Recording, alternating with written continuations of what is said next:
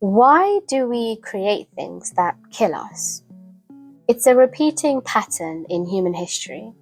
Innovations begin with curiosity and then they lead to nasty, unforeseen consequences. In this video, we'll be exploring the journey from a flower to fentanyl, one of the most lethal substances around today.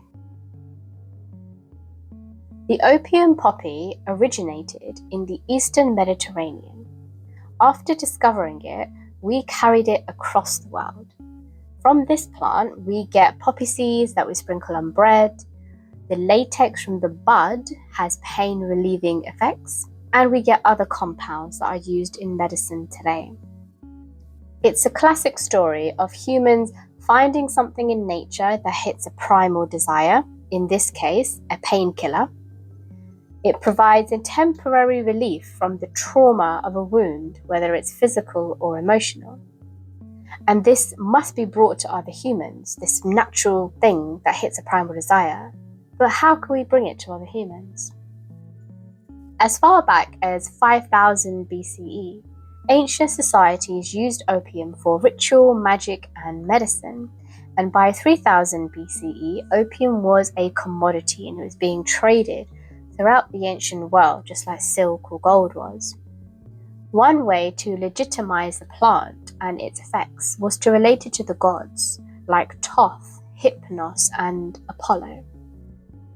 Authors and priests recorded opium as divine, mysterious, and essential, and that belief gave it status. So for thousands of years, opium was the strongest pain relief that humans had, and it worked phenomenally well as a commodity.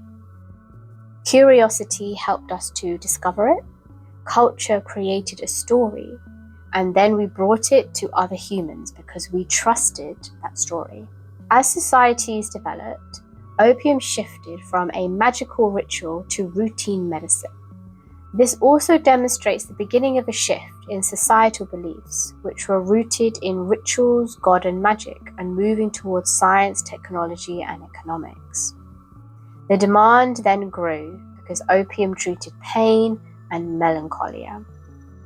Wild poppies, however, were unpredictable in their potency, so it was difficult to predict how it would affect the human. And we don't like unpredictability. We like to experiment and then control. And so the question emerged, what else can we do with this? This triggered the first major modification, something called laudanum, in the 16th century. It was a mix of alcohol and opium. By the 18th century, opium was prescribed for almost everything. Demand was driven by our primal desires to avoid pain, seek pleasure, to create, and to obtain more resources. The 19th century brought the industrial period with advances in technology. It usually only takes a handful of people, sometimes just one, to make a discovery so benign in the moment, but can have huge knock-on effects. Once a compound was successfully isolated from a plant, that was it. It set off a chain reaction in the scientific community. So in the case of opioids, let's look at the timeline. In 1804, morphine was isolated, the first alkaloid isolated from a plant. In 1827, it began to sell commercially. In 1832, codeine was isolated from the plant, which is used today with other medication as pain relief. In the 1850s, the hypodermic needle was invented. In 1874, heroin was synthesized, a semi-synthetic opioid, meaning the base is natural from the plant and is modified in a lab. In 1897, it was marketed as a non-addictive alternative to morphine, even though it's 2 to 4 times more powerful. In 1916, oxycodone was introduced, another semi-synthetic opioid. In 1937, methadone was created, a fully synthetic opioid, meaning no natural products are used to create it, it's totally created in a lab. This is actually a crucially significant step because it means our technology has advanced to a stage that we can create natural compounds in a laboratory. We don't even need the natural versions anymore. This opens up so many doors of what else can we create and how can these compounds be altered even further. And so this happened in the 1960s when fentanyl was synthesized. It's 30 to 50 times stronger than heroin and 100 times stronger than morphine. A few milligrams, the equivalent to a grains of salt, can shut down breathing completely.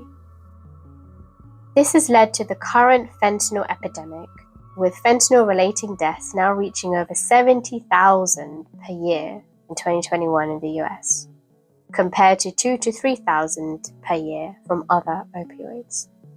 Even if the figures are underreported, the contrast is brutal.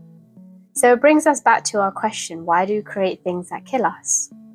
Because once that first step is taken out of curiosity, once we see something is possible, we push even further.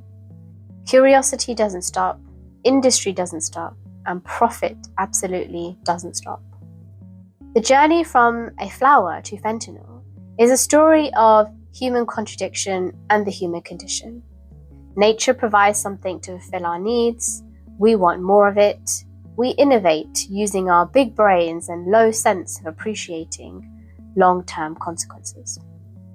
If you enjoyed this episode, an exploration of the human condition through this angle, please like, share and subscribe and keep exploring the strange beauty of what it means to be human.